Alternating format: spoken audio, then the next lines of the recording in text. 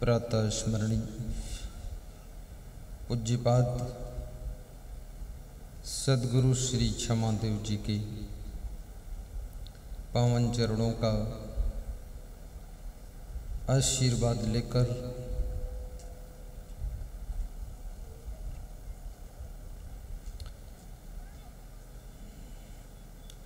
महान देश भारत की पावन भूमि मध्य प्रदेश डिस्ट्रिक्ट भिंड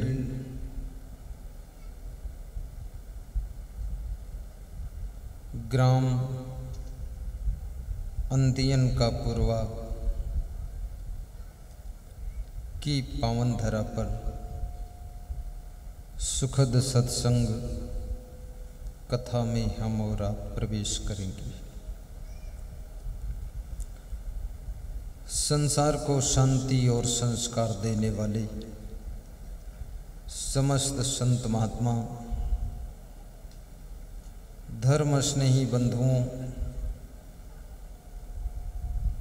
प्रेम और सेवा की मूर्ति माताओं बहनों तथा मेरे प्रिय आत्मन बच्चों, आज बड़ी प्रसन्नता की बात है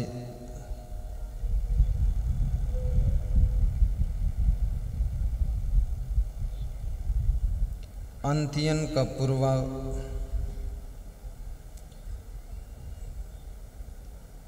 की धरती तीर्थ का रूप ले चुकी है, जहां पर सुखद सत्संग समागम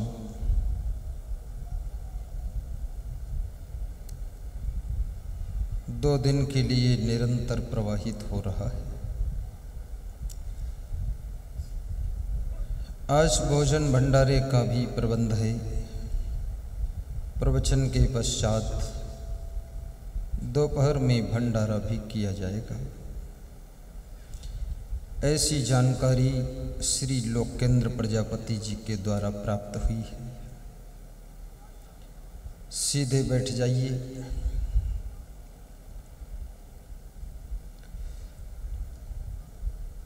आज आपके बीच में हम 3 प्रश्न करते हैं। नंबर 1,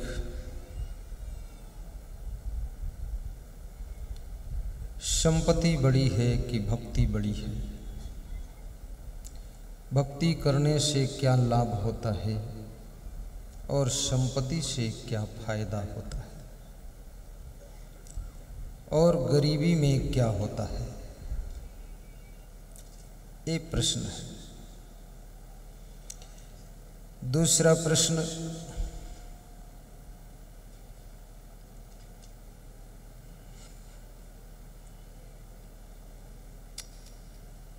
मनुष्य के जीवन में दुख बहुत है, दुख दूर करने का उपाय क्या है? ऐसा संत कबीर से पूछा गया है। तीसरा प्रश्न एक और है,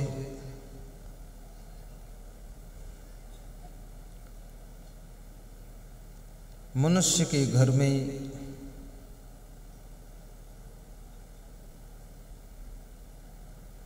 लक्ष्मी कैसे आती है और उसके घर का दरिद्र कैसे दूर होता है? ये 3 सवाल हैं। फटाफट तीनों प्रश्नों का उत्तर दूंगा, ध्यान से सुनना। पहला प्रश्न है कि भक्ति बड़ी है कि संपत्ति? भक्ति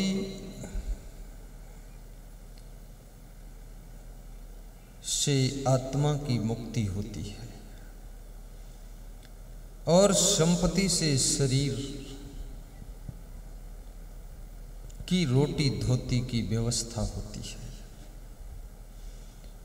संपत्ति तुम्हारे शरीर के काम आती है, भक्ति शांति प्रदान करती है और भक्ति मुक्ति भी देती है। स्कंद पुराण में शिव जी ने पार्वती को समझाया है। पार्वती जी ने पूछा है कि हे शिव जी, जिनको मुक्ति चाहिए उन्हें क्या करना पड़ेगा। शिव जी कहते हैं, यतः परम कैवल्यम गुरुमार्गेण वै भवेत्, गुरु भक्तिरति कार्या सर्वदा मोक्षकांक्षिभिः। ये स्कंद पुराण का श्लोक है। शिव जी कहते हैं, पार्वती, जिनको मुक्ति की आकांक्षा है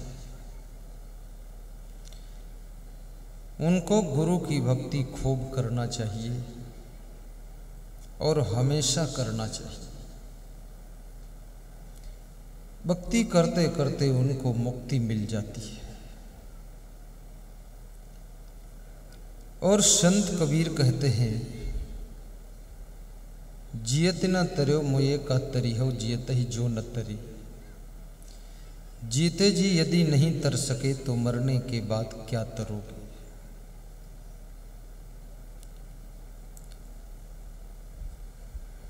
भव सागर से पार होना है। यदि तुम भाव सागर बन जाओ तो तुम्हारे लिए भव सागर सूख जाए। तुम्हारा अंतःकरण श्रद्धा भाव का सागर हो जाए तो ये भव सागर नहीं रहेगा।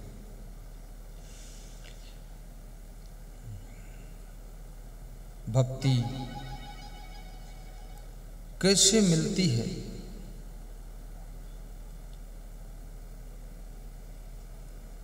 रामचरितमानस में भगवान श्री राम कहते हैं, भक्ति स्वतंत्र है।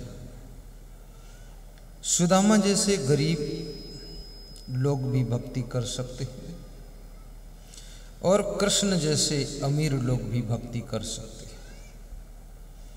भक्ति में अमीरी बाधक नहीं है और गरीबी भी रुकावट नहीं डालती है, क्योंकि भक्ति मन का विषय है। और भक्ति करते करते गरीब सुदामा भी अमीर सुदामा हो गया था। भक्ति गरीब को भी अमीर बना देती है। पूर्ण श्रद्धा से यदि भक्ति आपने किया है तो आपकी गरीबी भी दूर हो जाएगी। और भक्ति में इतनी शक्ति होती है। शिवरी की भक्ति भगवान श्री राम को आकर्षित कर लेती है। राम शिवरी की कुटिया में आते हैं और शिवरी के बेर खाते हैं। विदुर जी की भक्ति इतना प्रभावशाली हो जाती है, श्री कृष्ण भगवान विदुर की कुटिया में जाकर साग भाजी खाते हैं।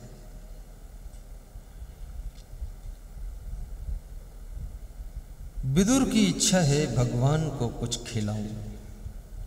शिवरी की इच्छा है मैं भी भगवान को कुछ खिलाऊं।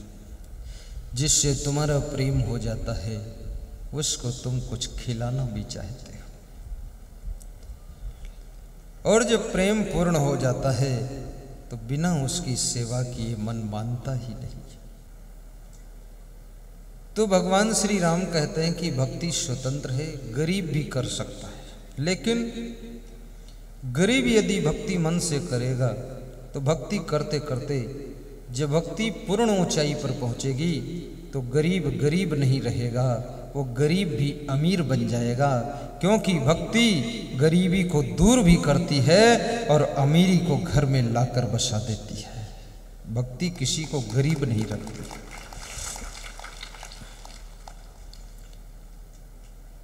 कृष्ण की भक्ति करते करते सुदामा भी अमीर हो गए थे। संदीपन गुरु की भक्ति करते करते श्री कृष्ण भगवान ने गुजरात में सोने की द्वारिका बनाया था। भक्ति में बहुत बड़ी शक्ति होती है। भक्ति स्वतंत्र सकल सुख खानी। भाव से गाइए, मानस की चौपाई है। भक्ति स्वतंत्र सकल सुख खानी, बिनु सतसंग ना पाहि प्राणी, बिनु सतसंग ना पाहि प्राणी, सकल सुख खानी पावहि प्राणी, बिनु सतसंग न पावहि प्राणी। बिना सत्संग के भक्ति नहीं मिलती। शिवरी को भी राम की भक्ति कम मिली थी जब पहले मतंग ऋषि का सत्संग मिला था।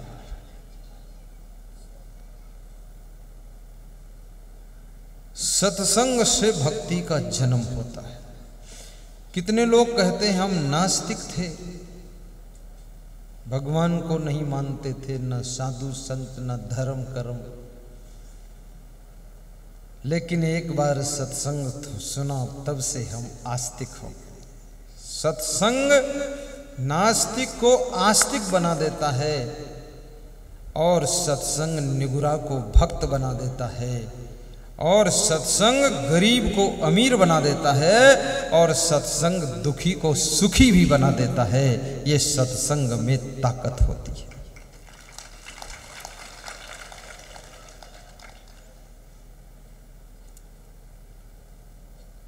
बिनु सतसंग न पावहि प्राणी, बिनु सतसंग न पावहि प्राणी, भक्ति स्वतंत्र सकल सुख खानी, सकल सुख खानी। भक्ति स्वतंत्र भी है और सकल सुखों की खानी भी है। सब सुख मिलता है इसमें। आज हमारे पास में श्री लोकेंद्र जी का परिवार सब बंदगी करने आया कि गुरु जी को जो दक्षिणा देनी है अर्पित कर दूं, संतों को भी अर्पित कर दूं। शाम को व्यस्तता बढ़ जाएगी, गुरु जी भिंड चले जाएंगे। तो उनके जो बहन है, छोटी बहन, उसने कहा कि हम सबसे पहले आपका सत्संग सुनते थे, फिर हमने सब बहनों को बताया, भाइयों को बताया, सब सुनने लगे।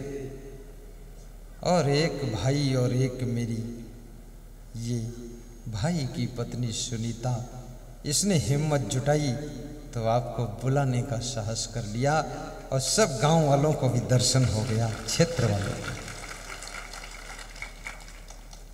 और उन्होंने बताया कि इससे बहुत शांति मिल जाती है, अच्छा लगता है।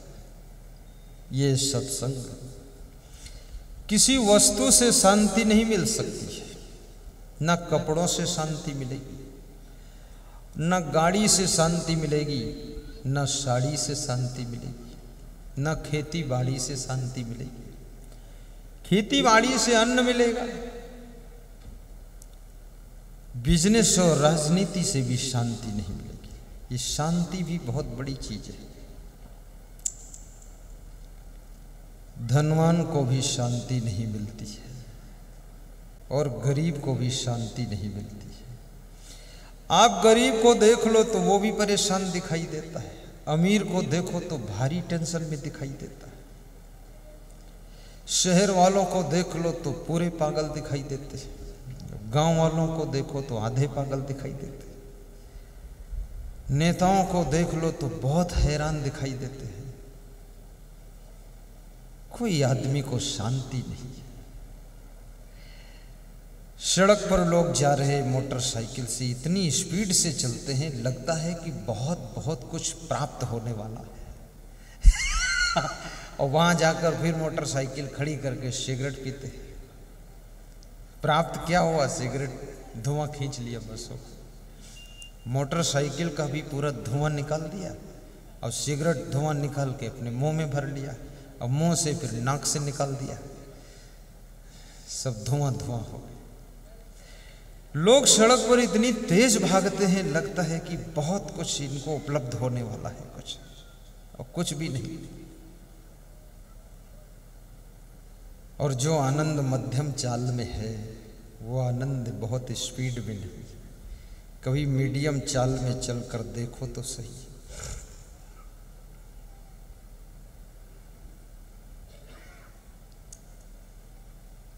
शांति की तलाश में लगा हुआ मानव अधिक से अधिक अशांति के कीचड़ में फंसता चला जाता है।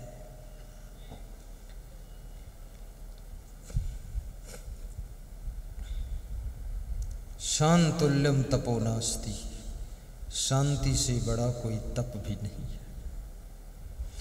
और शांति कैसे मिलेगी? घर में छोटी मोटी गलती हो जाए, किसी से क्षमा कीजिए तो शांति रहेगी। छोटी सी गलती में बहुत उत्पात मचाओगे तो बहुत अशांति पैदा होगी। और कोई व्यक्ति आपको कुछ कह दे, सहनशीलता यदि होगी तो शांति रहेगी। सहनशीलता। एक मटके से किसी ने पूछा, तुम इतना ठंडे क्यों हो? तुम्हारे भीतर पानी रख देते हैं, उसको भी तुम ठंडा कर देते हो, तुम इतना कैसे ठंडे हो? तो मटके ने कहा कि मैं मिट्टी का बना हूं और मुझे ये हमेशा याद रहता है, मिट्टी से बना हूं और अंत में मिट्टी में मिल जाऊंगा, इसलिए अभिमान नहीं आता है तो ठंडा रहता हूं। और आदमी को बहुत अभिमान आता है। आदमी जब जोश में आता है तो कहता तुमको देख लेंगे। 20 साल से साथ में रहते हैं, अभी तक नहीं देखा है, पता नहीं कौन ढंग से देखेंगे। मिट्टी का खिलौना मिट्टी में मिल जाएगा, मान मेरा कहना नहीं तो पछताएगा। मिट्टी का खिलौना मिट्टी में मिल जाएगा, मान मेरा कहना नहीं तो पछताएगा। ये मिट्टी का खिलौना है। छित जल पावक गगन समीरा, पंच रचित यह अधम शरीरा। ये मिट्टी का पुतला एक दिन वास्तव में ये मिट्टी में मिलेगा, लेकिन इस बात को मनुष्य भूल जाता है और उसको बहुत अभिमान आ जाता है।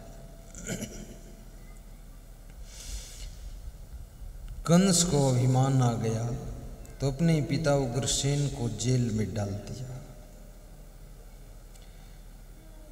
दुर्योधन को अभिमान आ गया, वो किसी की बात को सुनता ही नहीं था। अभिमान की पहचान होती है, वो किसी की बात को सुनता नहीं है।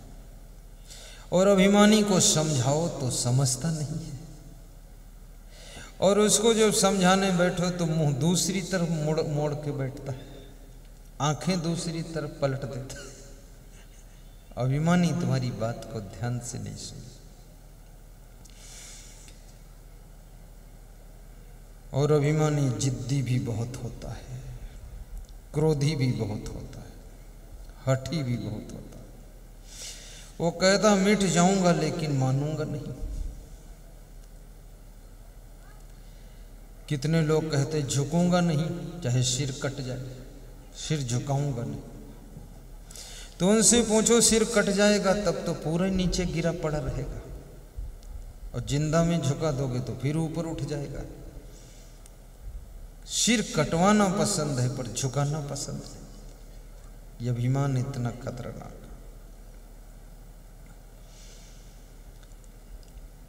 और जहां अभिमान होता है वहां आलस्य भी बहुत होता है। घमंडी आदमी काम नहीं करना चाहता है। वो सोचता है मैं बहुत बड़ा आदमी हूं, मैं काम क्यों करूं। एक राजकुमार जंगल की सैर करने गया। जंगल में प्यास लगी, प्यास से परेशान होकर एक कुएं के पास गया। प्राचीन समय में कुओं का पानी पिया जाता था, तालाबों का पानी पिया जाता था। ये तो अभी अभी विज्ञान का रिसर्च होता है जो बोर से पानी निकलता है। ये जल्दी का रिसर्च, 50 साल हुआ इसको। और जिस समय लोग तालाब का पानी पीते थे, कुओं का पानी पीते थे, बीमार बहुत कम होते थे। और जब से ये मिनरल वाटर चला है, फिल्टर वाटर, तब से तो बहुत बीमार होते हैं। क्योंकि जितने तत्व हैं वे सब फिल्टर में निकल जाते हैं। केवल पानी पानी पीते हो।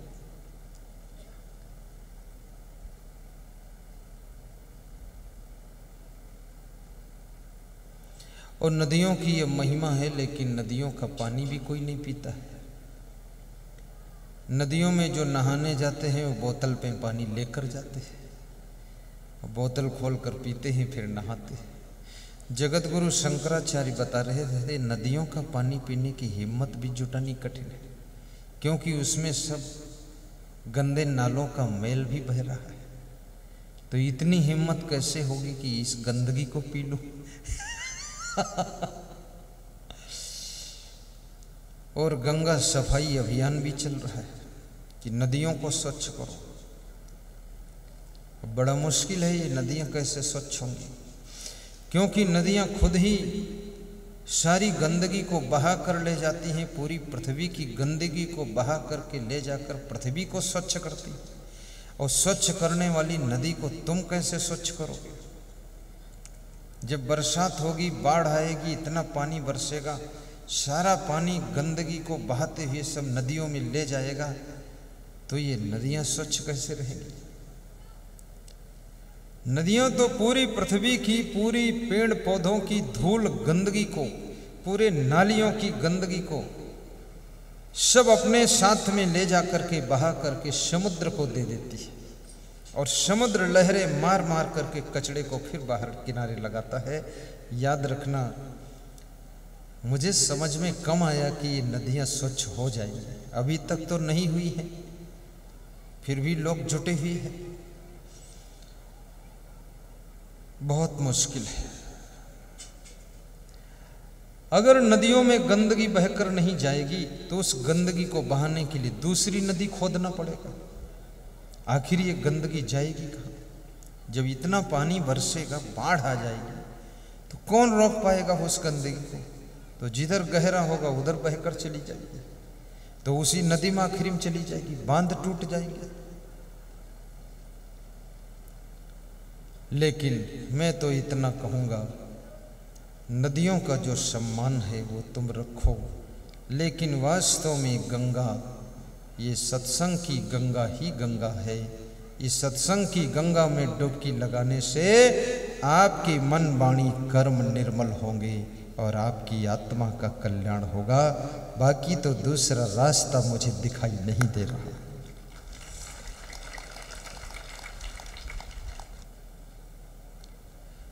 तो राजकुमार कुएं के पास गया, प्यास बहुत लगी थी।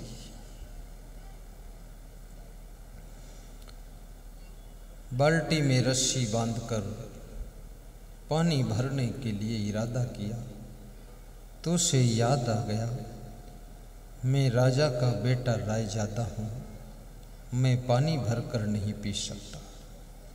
पानी भरना तो कहारों का काम है।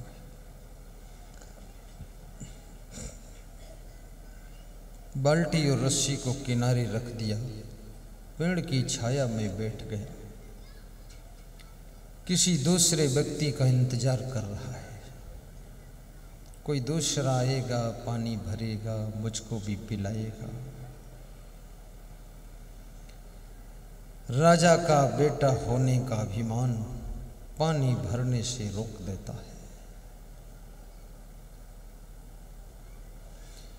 थोड़ी देर के बाद मंत्री का बेटा, वो भी जंगल की सैर करने गया था। प्यास लगी, उसी कुएं के पास आया। राजा का बेटा मंत्री के बेटे से कहता है, मित्र आओ पानी भरो, मुझे भी पिलाओ, स्वयं भी पियो। इससे बड़ा और क्या पुण्य हो सकता है। पानी पिलाना बहुत बड़ा पुण्य का कार्य है। उड़ीसा में मेरा प्रवचन था तो वहाँ के विधायक प्रवचन सुनने आए और प्रवचन सुनने के बाद मेरे निवास पर मिलने के लिए, दर्शन के लिए आए और बोले, जब मैं छोटा था गुरुदेव, 8-10 साल का, मेरे माता पिता मुझे एक बाल्टी देते थे और एक मग्घा देते थे और कहते थे, जाओ बेटा, ट्रेन आने वाली है, ट्रेन के यात्री प्यासे होंगे, उनको बाल्टी में पानी भरकर जग के द्वारा, मग्घा के द्वारा पिला देना। तो मैं पिलाने के लिए जाता था और मैं 20 साल की उम्र तक पिलाता रहा। 8 साल से शुरू किया, 12 साल पिलाया। तो मेरी माँ ने एक दिन सिर पर हाथ रखा और कहा कि बेटा, तूने बाल्टी से पानी भर भर कर स्टेशन पर जाकर ट्रेन में बैठे हुए यात्रियों को पिलाता है, तो एक दिन ऐसा बन जा कि इस स्टेशन पर तेरे को बाल्टी से पानी न पिलाना पड़े, लोग खुद टोटी से पानी पिए ठंडा ठंडा। वो बालक आगे चलकर विधायक बना और मिनिस्टर बना और अपनी स्टेशन पर वाटर कोल्ड सिस्टम लगवाया और सबको ठंडा ठंडा पानी पीने की व्यवस्था की। शायद ये बचपन में बाल्टी में भर भर कर पानी पिलाने का पुण्य इतना हो गया कि वो इस लेवल पर पहुंच गया।